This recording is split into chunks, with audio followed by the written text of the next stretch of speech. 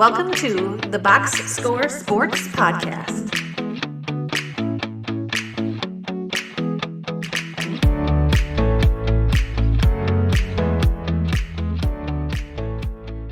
Okay, let's do our NBA exit interview for the LA Clippers then. So let's start with you, Clint. What grade do you give the Clippers? I'm going to give the Clippers an A minus.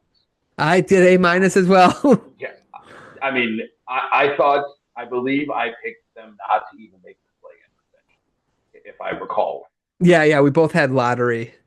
And that was about as far from what happened.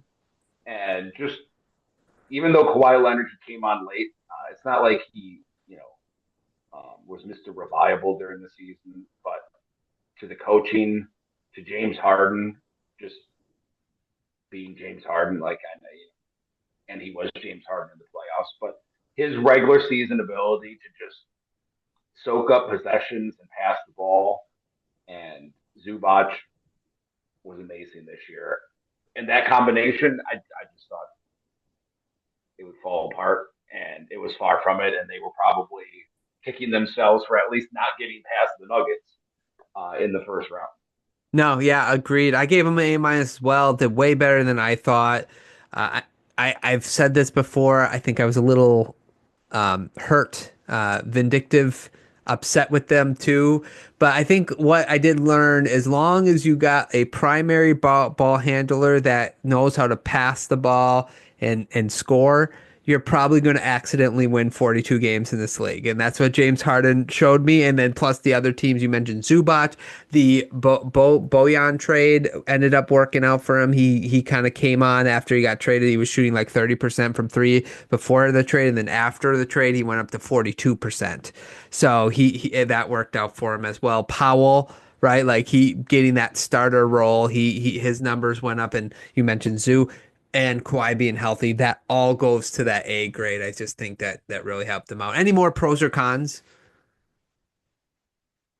Just Norman Powell is Mm-hmm. incredibly streaky, but you got to give that dude credit. He is like the perfect kind of modern day player to bring off the bench.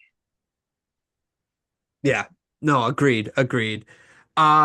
The big con is just for me though I didn't mention, is just playoff Harden. If you go into the offseason, you're like, well, and then the other thing was you couldn't really, the guys who you signed that helped your team win in the regular season in Jones Jr. and Dunn, they're kind of part of the reason why you couldn't win the playoffs because they couldn't shoot.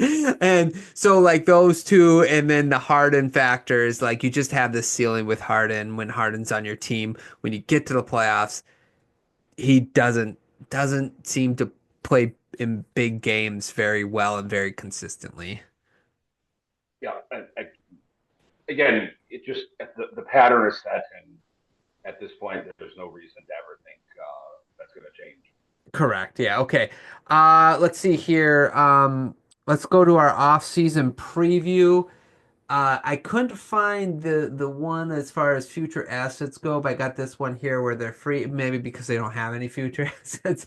But free agents, I think Harden looks like he has a player option. Patty Mills, Simmons, Batum has a player option as well. The key free agents, and the rest of the roster seems to be going back. So I don't know. What do you think of their offseason? What do you expect? What would you do? What's your thoughts? Yeah, this is a tough one because as exciting as above what we expected the Clippers were last year, I don't know what they can really do. Yeah. I just wrote down you're kind of stuck in your cycle right now. Hmm. You bring back Harden and just ride out Harden and Kawhi for a couple of years, and then some of these picks you traded, they'll be behind you, and then you can start your rebuild now because you can't really tank. You've given away your picks, um, so you just ride the wave of what can Kawhi do give you, what can Harden still give you. He's got a player option. I'm sure he's gonna decline it or opt in and get a year or two added. I'm sure he's just gonna line up with Kawhi's got 1 year after this, so maybe he does a 1+1 maybe the Clippers just want to keep him around, but they just don't have a lot of options. And they relied a lot on Batum. Who knows if he wants to stay in LA or if he wants to go back overseas. But if there's ever a team that I feel like is just totally stuck, it was looking over. It was looking over what the Clippers can do, and maybe they'll score some minimum guys when it runs out, and it'll look, fine. But I don't see. We'll get to it when we talk about it, like a bold move or whatever. I don't see anyone that they're going to acquire or bring in that is going to change their situation. Yeah, I agree. I feel like they hit their peak. I don't know if they'll get any better. I mean, I was proven wrong this season that they could get to the playoffs, but I don't see it improving. They could bring back Harden, but then are you like, okay, well, we're just, I guess you're right. They don't have their first round pick, so what does it hurt to bring back Harden until Kawhi's contract's up? But yeah, they're in a tough spot, and I don't see them being particularly active when it starts, and I don't know if they'll do enough where they can compete more than where they're at right now. Yeah. The only thing I thought of, I was just going to go to the next thing, like a move. Yeah. Give us your long shot. Go ahead. The long shot would be trading Kawhi Leonard. Yeah, that's what I had too. Yeah. Yeah, he looked pretty healthy. He kind of slowed down in the playoffs, so I do think it's just that's the new Kawhi. Like, you're not going to play him 75 games and really ride the minutes on him. But if there's a team that feels like they are close to contending or trying to make someone happy, can you just get off the money and recoup some assets, some players? Because I don't think you're going to get a haul for Kawhi like you would a regular star. But do you just move on and just kind of stay mediocre? Otherwise, I think you're just stuck with this version of the Clippers, which can be respectable, but not really contending. Yeah, that's where I put like Kawhi, but I just like the long shot for me is like, could you find a way to just like reset everything? And I know they can't technically tank because they don't have their picks.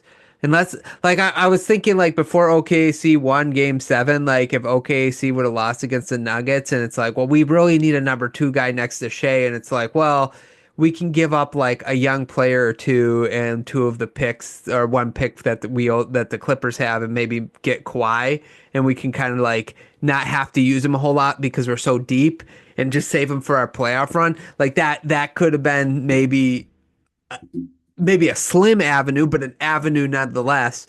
There are teams out there that have a lot of young talent on their team that they're not going to be able to sign all these people. Is there a way to kind of get those teams to give you assets for some of your players? Like there would be a team interested, for instance, in Zoo. Like there's a team that needs a center.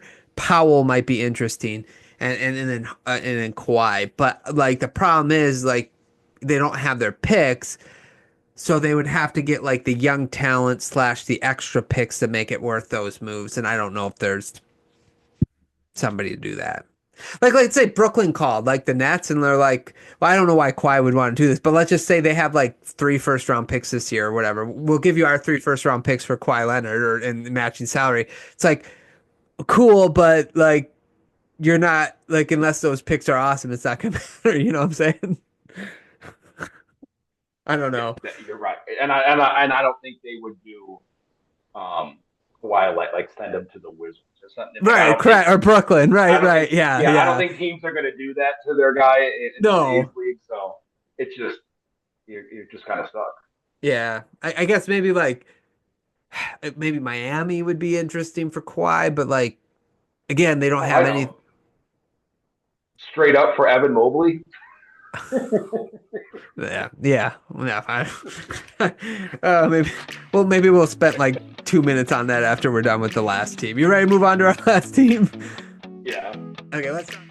Thanks so much for watching this clip of the Box Score Sports Podcast. I hope you guys enjoyed. If you haven't yet, please subscribe to our channel. Follow us on Instagram and Twitter or X. And we'll talk to you guys real soon. See ya.